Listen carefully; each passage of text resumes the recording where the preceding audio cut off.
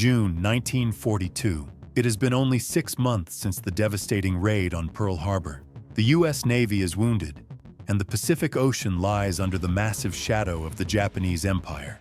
Admiral Yamamoto's invincible carriers are setting sail to annihilate American defenses, seize Midway, and bring the war to the very gates of San Francisco.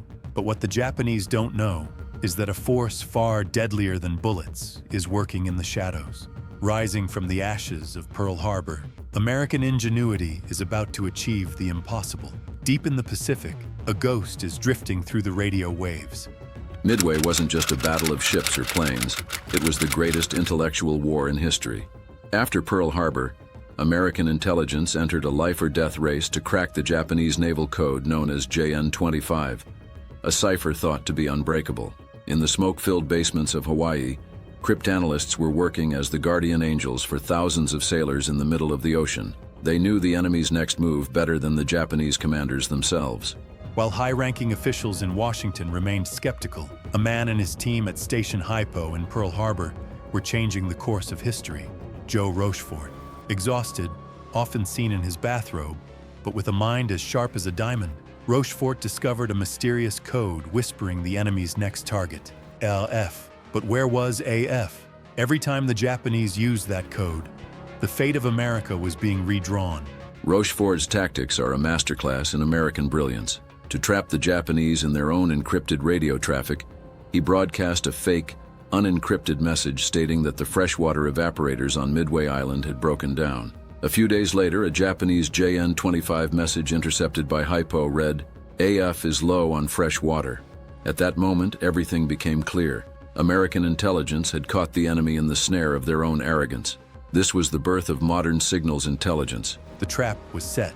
While the Japanese expected to find a defenseless American outpost at Midway, they were actually sailing into a pusu, ambush, where U.S. carriers waited like hunters in the night.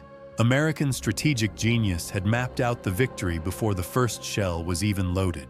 The victory won in those smoke-filled rooms is the ultimate proof of American ingenuity. If you are fascinated by military secrets and intelligence triumphs, subscribe now and turn on notifications. Now, we have a question for you. Do you think the American mainland would have been invaded if the Battle of Midway had failed? Share your thoughts and any interesting World War II tactics you know in the comments. I'll be personally responding to them. Under the command of Admiral Yamamoto, the Kido Butai, the Japanese First Air Fleet, was cutting through the ocean. As the world's largest and most experienced carrier strike force, they were determined to wipe Midway off the map. But beyond the horizon, a surprise was waiting for them. Armed with priceless data from intelligence, Admiral Nimitz had positioned the carriers Enterprise, Hornet, and the unsinkable Yorktown, repaired in just 72 hours despite being declared out of action, exactly where the enemy would appear. American pragmatism and logistical might worked miracles at Midway. The Japanese believed the Yorktown had been sunk at the Battle of the Coral Sea. In reality, American shipyard workers completed 3 months' worth of repairs in just 3 days to get her back into the fight. The shock the Japanese felt when they saw 3 American carriers instead of none was the psychological breaking point of the war. American genius didn't just win by breaking codes, it won by standing an impossible force directly in the enemy's path. As the sun rose on the morning of June 4th, Japanese planes took off to bomb Midway Island. They were so confident in their superiority that they hadn't even conducted sufficient scouting flights around their own fleet. When the first Japanese planes appeared on American radar screens, the greatest ambush in history had begun. However, the initial strikes would prove to be a disaster for the American pilots. The first American torpedo attacks were almost entirely wiped out. Brave American pilots were plunged into the ocean one by one under the relentless Japanese anti-aircraft fire, but their sacrifice broke the Japanese defensive formation and forced them to stay at low altitudes. That was the moment. High above the clouds, a perfect gap opened for the SBD Dauntless dive bombers. This was the intersection of American courage and pure destiny. The decks of the Japanese carriers were cluttered with fuel hoses, bombs, and rearming aircraft. They had become fragile tinderboxes.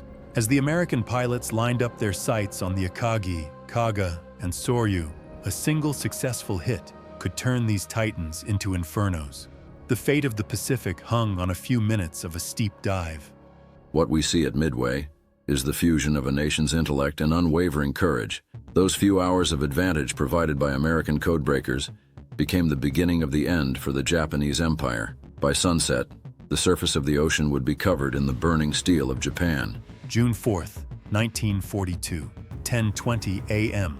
A deadly silence hangs over the Pacific skies. The decks of the Japanese aircraft carriers Akagi, Kaga, and Soryu are like a rehearsal for hell, packed with aircraft ready for takeoff, fuel hoses, and exposed bombs. The Japanese are intoxicated with a sense of victory, having repelled the initial American torpedo strikes. But high above, at 20,000 feet, an eye is hidden among the clouds. LCDR Wade McCluskey and his brave Dauntless dive bombers. In that moment, when Japanese radar and attention are at their weakest, American genius initiates a steep dive to deliver the final blow. Historians call this the 5 minutes of destiny, but in reality it wasn't a coincidence. It was the result of a flawless tactical ambush and unwavering determination. American pilots refused to turn back even when their fuel was nearly exhausted. The chaos on the decks of the Japanese ships was a mistake that American strategy forced them into. When McCluskey and his team emerged from the clouds, the legendary Japanese Zero fighters were far below, preoccupied with our torpedo planes. The sky belonged entirely to the Americans. This was the moment an empire's arrogance was shattered by American courage. The Dauntless aircraft scream down upon the Japanese Titans with vertical speed. The target is the Kaga. The first bombs rip through the deck, reaching the magazine. Within seconds, the Akagi and Soryu are also engulfed in flames. The massive carriers that once ruled the ocean are now exploding from within, fueled by their own gasoline and munitions. The pride of the Japanese Empire is melting under the heat of American steel. In just 5 minutes, the heart of the Japanese First Air Fleet was torn out. This wasn't just a military success. It was a victory for American engineering and training. The precision of the Dauntless planes and the nerves of steel exhibited by our pilots transformed Midway from a defensive line into a graveyard for the Japanese invasion. That morning, the blue waters of the Pacific were stained crimson with the dying dreams of the Japanese Empire. The Japanese were in shock, but they weren't finished yet. Their last remaining carrier, the Hiryu, launched all its aircraft for a counterattack. Their target was clear: the American flagship, Yorktown. The Japanese pilots could not believe that this ship, which they had heavily damaged twice before, was still afloat. The Yorktown had literally returned from the dead, fueled by the sweat of American workers and the stubbornness of its sailors. As Japanese dive bombers tore through the sky, American anti-aircraft guns responded with a hellish barrage of fire. The story of the Yorktown is a heroic saga of American industrial might and repair crews. While the Japanese thought they had sunk her, she rose from the ashes every single time. When the second Japanese attack wave arrived, the Yorktown's damage control teams were so fast that the Japanese pilots mistakenly thought they were facing a completely fresh ship. This ghost ship illusion broke the Japanese strategic balance once again.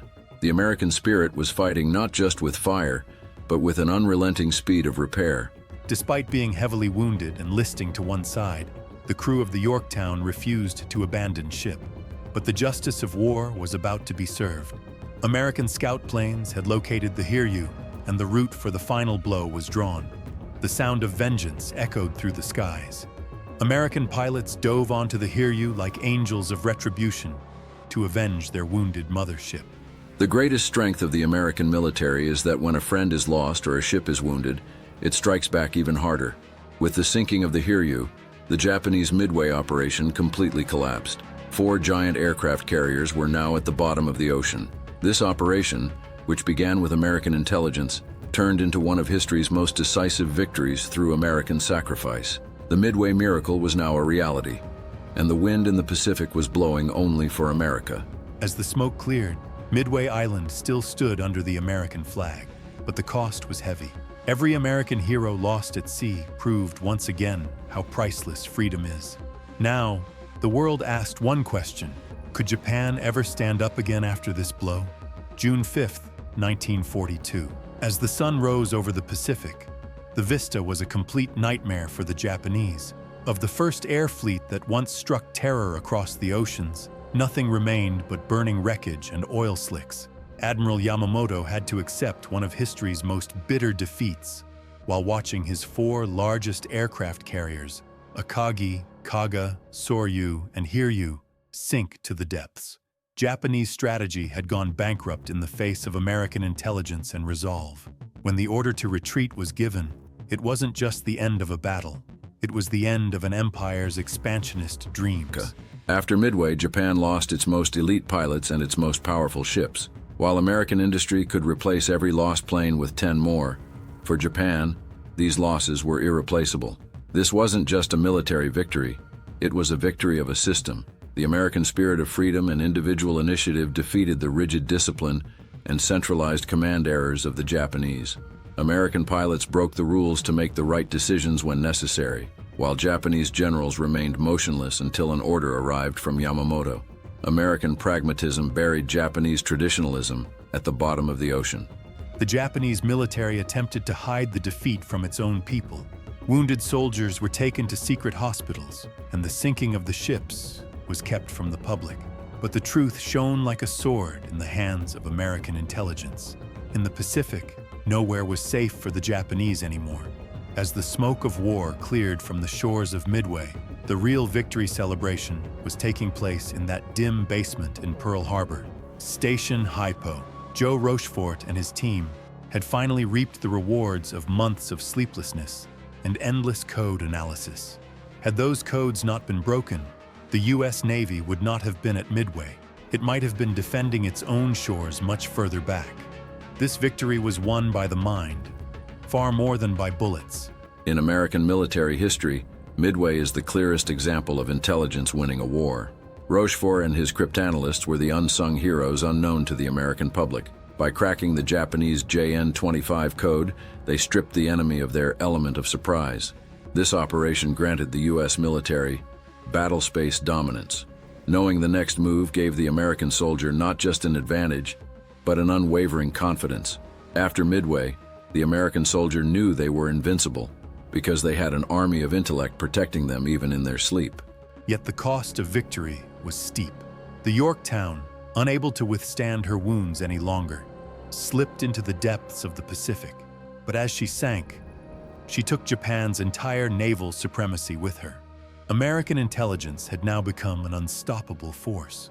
Every Japanese movement, every radio signal was now on American radars. After the miracle at Midway, American intelligence strategy evolved. We were no longer just tracking the enemy, we were manipulating them. The echoes of this victory were felt everywhere from Washington to Tokyo. American military genius turned code-breaking into an art form. Japanese dominance over the ocean had ended. Now it was time for the American military to pave the long road to Tokyo. The winds of war had shifted. The American flag now waved with even greater pride in the middle of the Pacific. But the final curtain had not yet fallen. After those fate-defining days of June 1942, the Pacific was never the same. The massive Japanese wreckage lying around the reefs of Midway stood as silent witnesses to the collapse of an empire. The U.S. Navy had achieved the seemingly impossible. It had saved not just a battle, but the future of the free world. Yet the true architects of this victory were the shadow warriors who received their medals in secret rooms, their names unknown to the world. The legacy of the Midway miracle still lives at the heart of American military doctrine today. What Joe Rochefort and his team achieved in that Hawaii basement was the birth of the modern concept of information superiority. American genius taught us this: your most powerful weapon is knowing what your enemy will do before they even decide to do it. Today, from West Point to Annapolis, Midway is taught as the ultimate lesson in how intellect overcomes brute force. We Americans are here because we don't just fight harder, we always fight smarter. Years have passed, and the waters have settled. Yet the sacred memory of the American heroes who gave their lives at Midway has never faded. From the crew of the Yorktown to the torpedo pilots who flew into the jaws of death, each represented the invincibility of the American spirit. They showed the world what an unshakable courage, fused with a nation's intellect, could accomplish. Midway was not a miracle. It was an American design. The speed of our engineers, the genius of our codebreakers, and the nerves of steel of our pilots wove this victory together stitch by stitch. Japan didn't just lose its carriers that day. It lost its belief that it could win the war. American strategic intelligence took the enemy's greatest trump card and turned it against them like a sword. This is the first great epic of the American century, written in the middle of the ocean. Today, only the sound of the wind is heard on the shores of Midway. But deep below, beneath those rusted heaps of steel, a truth still shines. The American spirit finds a way, even in the darkest storm.